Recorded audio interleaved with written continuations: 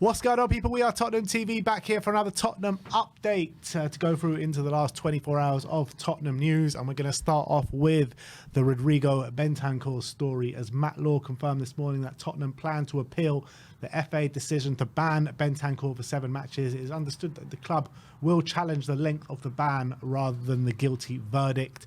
And since then, we've had a statement from Tottenham Hotspur on the website, and they say that we can confirm that the club have appealed against the length of Rodrigo Bentancur's FA suspension issued earlier this week. While we accept the guilty findings against Rodrigo by the Independent Regulatory Commission, we believe that the subsequent sanction is severe. Rodrigo will remain suspended from domestic competition while this appeal is heard, and the club will make no further comment during this time. Yeah, I was saying yesterday, I was talking to David on stream about the ban. You know, he was saying that, you know, it's obviously right that he gets a suspension, but he was also saying that he does feel that 7 games is harsh, which, you know, I was saying as well.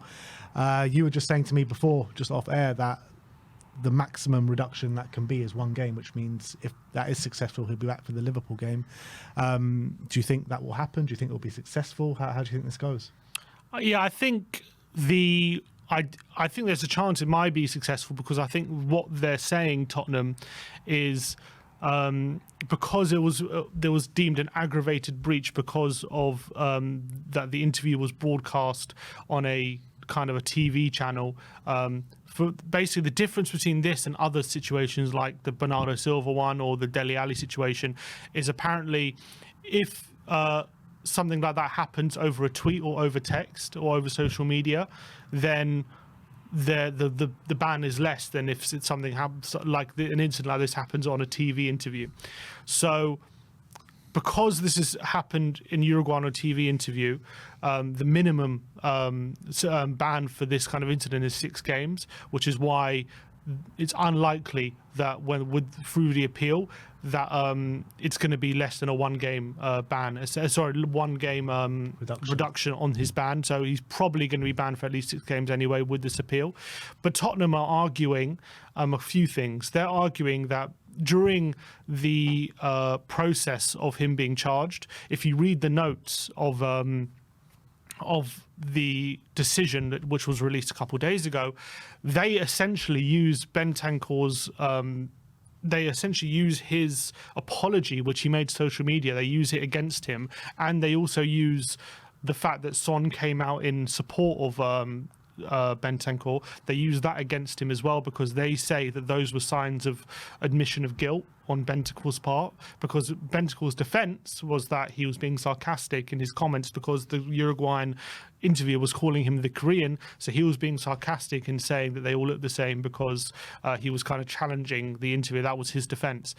And because he came out and apologized for his comments, they used that as admission of guilt from Bentancur, and they used his apology against him. Now, Tottenham's defense is saying that English is not his first language, so the fact that you could use that against him when he's doing his apology in English, and maybe he got a few things wrong because English isn't his first language, that shouldn't be used against him. And that, I think that might be part of the appeal.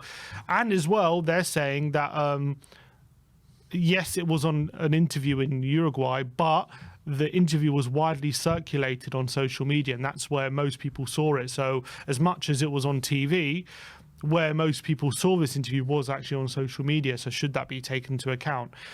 On those grounds, will the appeal be accepted? I think there's a chance, to be honest, on those grounds that it might be, but I don't think it's going to be less than the 6 games. So I do think if it is successful, he's going to get 1 game off, which is something, but it's, you know, doesn't really make too much of a difference. But it does mean he's back for that Liverpool game, as you say, and every little helps. But obviously, I do think 7 games is quite harsh, but unfortunately, you know, it's a bad incident and there are consequences to it. But yeah, I think so. If I do have a bit more sympathy if what he is saying in his defense is true. I don't know if he's, you know, trying to cover his arse saying these things or not.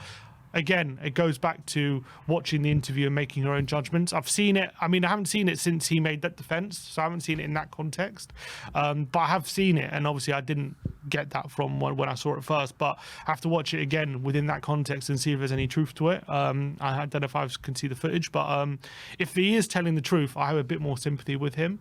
But unfortunately, with these things, they're going to err on the side of being punitive. Yeah, I mean, take it as face value about him, because I was speaking to David as well, and he just thinks it's just a way of him trying to get out of jail, essentially, Bentancur, which, look, I can't say yes or no either way, but I guess the good thing that is going to come out of this is that footballers, because he is being made an example out of in terms of 6 or 7 games, whatever it may be, it's going to make footballers, when they make these interviews, just think twice, whether it be on social media or whether it be on TV, just to think twice what comes out of their mouth in future, because nobody wants to be made an example out of again. But back on the point about social media and TV and the different kind of punishments, don't you think that rule is a bit outdated now? Like, surely the punishment for social media and TV should be the same, if not more, for social media, because social media, in the day and age that we're in right now, the social media generation, things are probably seen more on social media than they are on TV. I agree. I don't know why there's a differentiation, to be honest. So I don't really understand that rule. It does sound a bit outdated. So yeah, that's just how the rule is, and they haven't changed it yet. So I guess, unfortunately, he's suffered from that rule, but it probably does need to change. Yeah. Let's move on. Let's talk about Pedro Porro. Media in Spain called AS saying that Manchester United and Real Madrid are both interested now in Pedro Porro. Obviously, Man United have ruined Amorim now. Amorim used to be his manager out in Lisbon. Do you think there's any truth to the Man United links? I mean, I'm sure there's interest. I don't think Tottenham will entertain it.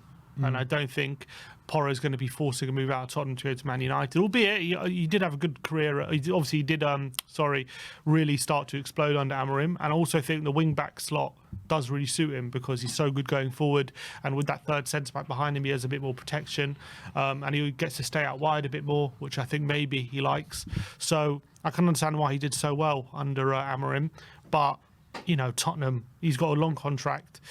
I don't think we entertain any offers from Man United. Tottenham are not going to be interested in selling to a rival, so I just don't think this is a goer. As much as Amorim might want him, unless he's really unhappy here, which I don't think he is. I think he likes it at Tottenham, and at the moment we're above Man United. We'll have to wait and see if that's still the case at the end of the season, but I don't think that there might be I'm sure there's truth to the interest, but I don't think there's any truth to any chance of him going there. Yeah, I mean, no one's even saying that. They're just saying there's interest from both parties, which, probably is true. If Amorim's looking to bring in a new right-back, he's probably going to look at Pedro Porro first and foremost, because, first of all, he's done it in the Premier League now. He's a player that he knows very well, and a player that suits his system down to a T. So I'm sure there'll be interest there. But if Man United wanted Pedro Porro from Tottenham, you're probably looking... I mean, probably Spurs don't accept anything in the Premier League probably for below 100 million, I'm guessing. Yeah, we were speaking about Madrid offers, and we were saying probably, 80, 85 million or something. That would be the ballpark. But, you got to add a Premier League tax on top of that if you're selling to a rival. So you're probably talking about 100 million here, yeah. Let's move on and let's talk about Lucas Bergvall, as a Swedish journalist from Football Scandalens believes that Lucas Bergvall could head out on loan during the second part of the season, with the player yet to convince Ange Postecoglou and the midfielder still waiting for his first start in the Premier League. The quotes say that there is something else to interpret in Ange's words as well. He is simply not convinced of Bergvall's current ability. Now he has returned to the fact that the Swede has more to learn so many times that everyone has to understood that he thinks so. Subtly, Ange probably wants to convey instead that Bergvall is not ready yet for the high-tempo, heavy metal-like football that is at the top of the Premier League. I mean, I was sitting next to Lucas Bergvall's mum on the way back from Turkey and Galatasaray, and we were at lovely woman. We were speaking a lot about Lucas and Ange and this and that, and I asked her about, do you think Lucas could end up going out on loan? Because she was saying that, he really wants more minutes in the Premier League.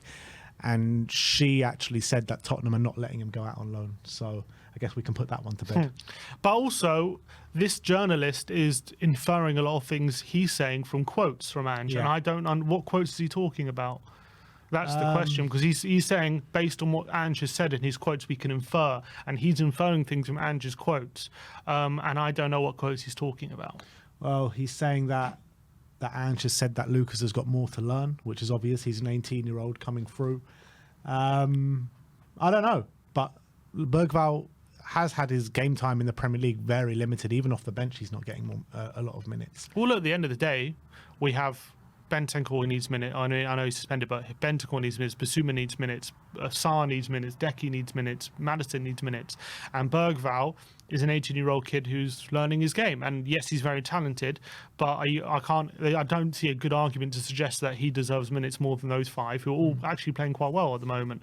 So I mean, he's getting a lot of minutes in Europa League, which I think is a brilliant learning curve for a player who at this stage of his career for him. I mean, I don't think there are that many 18-year-olds playing as regularly as he is in a competition of that standard. So I think he should be. I'm not saying just be happy with that. I'm just obviously he's striving to be more involved in the Premier League. That's a long-term goal. But I think for a player of his age to be playing week in week out in a competition like Europa League is really good, and there'll be really good learning experience for him.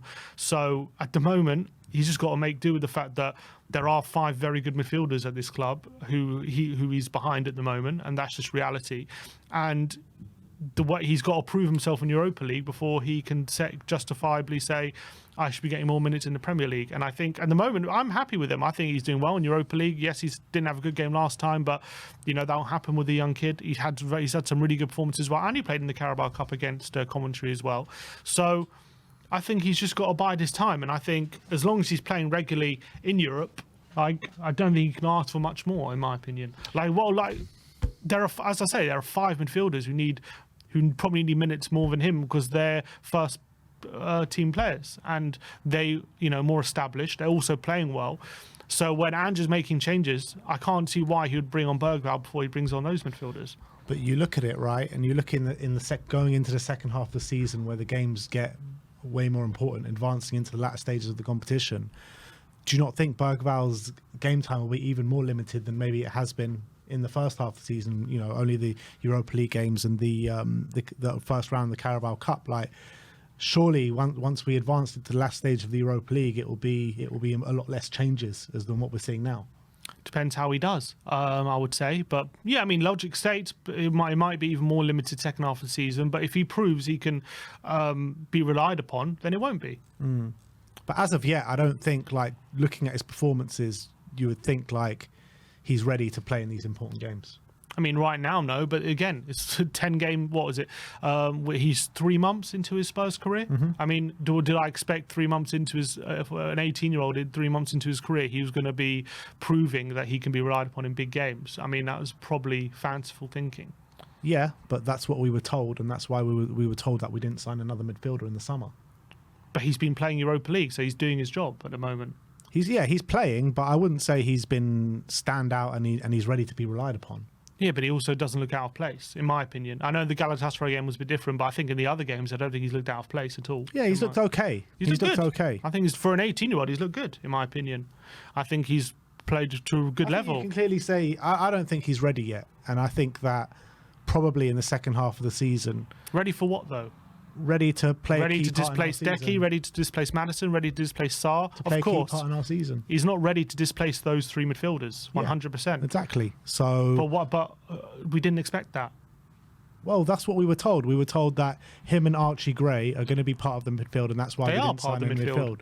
But moving forward into the key part of the season, the second half of the season, where games are a lot more kind of pivotal than they are now, he's going to see his game time reduced. So is it not better for him to go out on loan in the second half of the season to get consistent football? If we believe that he's part of the first, no, because we might need him. He's 4th choice, and he's ready. And if we need him to contribute, then we need him here. Right now, he's 4th choice. There's not a problem with an 18-year-old being 4th choice midfielder. I think it's good that he's part of the first team. I think he's playing Europa League. He's behind in the number 8s, Decky, Madison, and Sarr. Those 3 midfielders are all playing, in my opinion, quite well at the moment. And I don't think it's realistic to expect him to displace them 3 months into his Spurs career. No one's asking anyone to displace anyone right now, especially an 18-year-old kid, but definitely to get more minutes than he's getting.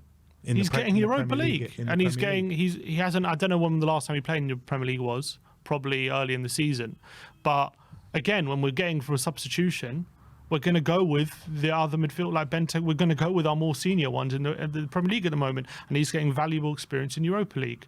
I think I don't see an issue right now with how we're dealing with the situation. I really don't. Right now, yes, because he's getting those minutes in the Europa League. But like I said, once the pivotal games start coming in the second half of the season, there's not many Europa League games for him to take from now until the end of the group stage. Things change very quickly. Look, if everyone's fit, then he's not going to be getting... Look, we'll have to wait and see. Depends how he performs in the rest of the Europa League stages. Depends if he starts getting more cameo. As you know, a few months can be a very long time in football. I'm not sitting here saying he's going to be playing every game second half of the season, but obviously in his first season as an 18-year-old, he's not going to be our main player. He's not going to be the one we're relying on, and that's fine and that's normal. And I don't think if he expected to come into this season and probably, being one of our main players, that was never really going to happen. It's all about getting him up to speed with the first team and getting him crucial minutes. And I think he's getting valuable experience in the Europa League. He's getting really good experience in game time. We'll have to wait and we'll see what happens with him in the second half of the season. Maybe Sarr or maybe Decky or Madison picks up a serious injury, and all of a sudden he will get increased minutes, because if they're injured, he'll be there. So right now he's fourth choice in the number 8 out of those 3 midfielders. I think that's absolutely fine, and I don't think sending him out on loan. I think it'll be fine to send him out on loan as well if a Premier League team wants to pick him up. But I think we might need him in the second half of the season to cover certain positions. So I think we should keep him around. If one of our 8, let's say we do get serious injuries in the number 8 in the second half of the season, are you confident that Lucas Bergvall can take that spot for a sustained amount of time and really fulfill that role for us? I mean, it'll be a struggle at the start because he's going to have to get used to it. But I think his Europa League minutes will stand him in good stead, for sure. I think we'll definitely stand him in good stead for that. Do I expect him to, be the best player on the pitch as an 18-year-old in big Premier League games? Probably not. But do I think he could contribute? Yeah, I do. The way I look at it, I just feel like it probably is best suited for him from a kind of for the best for him to go on loan, find someone in maybe even the top end of the Championship, the lower end of the Premier League, to get consistent minutes, week in, week out play, and really build himself up physically and get himself a bit of confidence about him as well. I feel like in terms of his development, I think that would probably be the best course of action. Why can't we do like what Man City did with Foden? Just bleed him in gradually. Like, they didn't have to send him out on loan for him to become a regular part of the team. They just kept him around the first team constantly and just giving him minutes here, minutes there, let him grow. That's what I feel like we should do at Bergvall. Yeah, I guess you can do that. There are different ways you can do things, can't you? Like they did that with Foden. We sent someone like Harry Kane out on endless loans. You can. There are different pathways that you can get. And the best thing we did was keep him around the first team, actually. Yeah, but he learnt a lot from those loan periods that he did. Yeah, but the just before he broke into the team, the season before, he was a bit part player in the first team, wasn't he? He was hanging around the first team and then got his chance at the Sherwood. I know, but I'm just saying, I think if we believe Bergvall in his quality, and as well, he's part of the first team. He's down the pecking order, but we might actually need him because he's part of those midfield. When you look at our midfielders, he's one of those. He's fourth choice, but he's one of the people. He's one of the options. So I think we might need him to stick around because we actually might need him. Look, anyway, it might sound like I don't like Bergvall. I love Bergvall. I love what he's about, and I love the ceiling that he has, because I think he's got an incredibly high ceiling. When I watch him play, I just feel like he's not totally ready yet, and he shouldn't be, because he's an 18-year-old kid. I mean, just coming over from Sweden. I think when I saw him against Galatasaray, I agree, but I think in the other games, I don't see that. I've seen up and down performances. I've seen a good game against Coventry, a good game against AZ Alkmaar, and I think there was one other good game, a good game cameo against Leicester, I think, the first game of the season. But other games, he's been struggling in other games as well. So, look, I think that's why he needs consistent football. But anyway, that's Lucas Bergvall. Joachim Andersen, this is the last one. Caught offside, reputable source say Fulham centre-back Joachim Andersen is among the names being considered by Liverpool and Tottenham for a new centre-back. I mean, I feel like every single club this guy goes to still gets linked with Tottenham. Every time. He only just signed for Fulham 3 months into his Fulham career. So, I mean, caught offside again. don't think there's anything reliable in that. In terms of him fitting in at Tottenham, I think right now, I think the way we play, I don't think he would suit it, because I just don't know if he's got the ability to play that high line. On the ball, he's brilliant though, so I think that would work. But I just don't know. I think if under a different manager, maybe, but not under this manager. All right. Well, there you have it. That is your Tottenham update for today. Let me know your thoughts in the comment section below. Like, subscribe, and comment. And as always, come on, you Spurs.